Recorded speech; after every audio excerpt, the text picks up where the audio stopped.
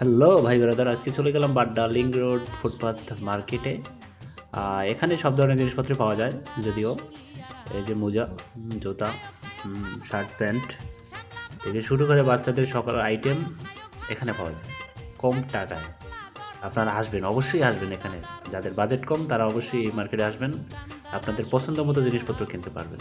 সাংসারিক সব জিনিসপত্র এখানে পাওয়া যায়। আর এই যে দেখেন, শাক থেকে শুরু করে দুধ, দুধও কম টাকা পাওয়া যায়, মাত্র 40 টাকা লিটার।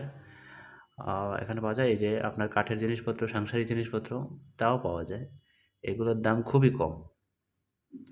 এই যে আপনার দেখা যাচ্ছে সবজি, প্যান্ট, শার্ট, জাইঙ্গা, মোজা, কলা, এই যে চশমা।